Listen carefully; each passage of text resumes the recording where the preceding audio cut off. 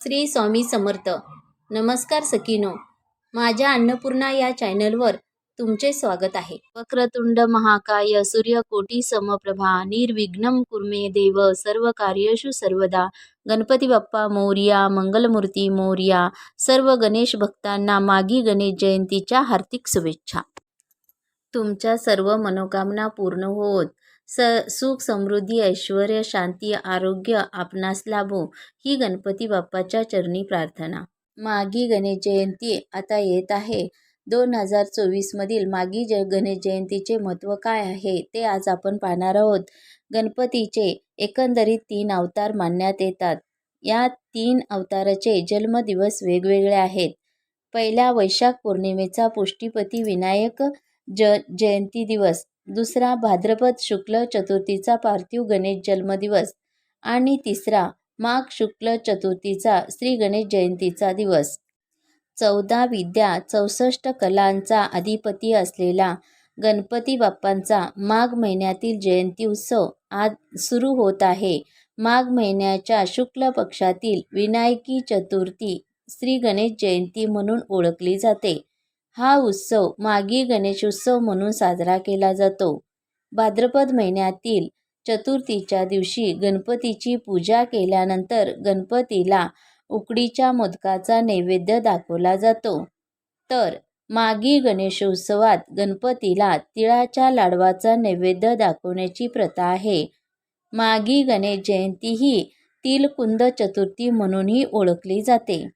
भाद्रपद महिन्यातील गणेश चतुर्थी अर्थात गणेश उत्सव जेवढ्या मोठ्या सार्वजनिक आणि घरगुती स्वरूपात साजरा केला जातो त्या तुलनेने माघी गणेशोत्सवाचे महत्त्व कमी आहे. काही जण घरीच गणपतीची मूर्ती आणून पूजा करतात, तसेच काही ठिकाणी तो सार्वजनिक स्वरूपात साजरा केला जातो. गणपतीने राक्षसांना मारण्यासाठी 3 वेळा अवतार घेतला असे म्हटले जाते. पहिली वेळ म्हणजे वैशाख शुक्ल पौर्णिमा, त्याला पुष्टीपती विनायक जयंती म्हणतात. या दिवशी पिठाचा गणपती करून त्याची पूजा केली जाते. दुसरी वेळ म्हणजे भाद्रपद शुक्ल पक्षातील शुक्ल चतुर्थी, जी गणेश चतुर्थी म्हणून ओळखली जाते. या दिवशी मातीच्या मूर्तीचे पूजन केले जाते.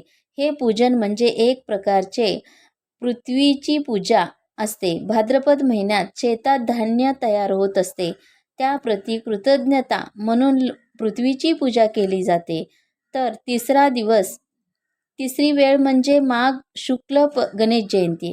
या दिवशी धुंडीराज व्रत करण्यास सांगितले आहे. त्याबाबत स्कंद पुराणात एक कथा आहे.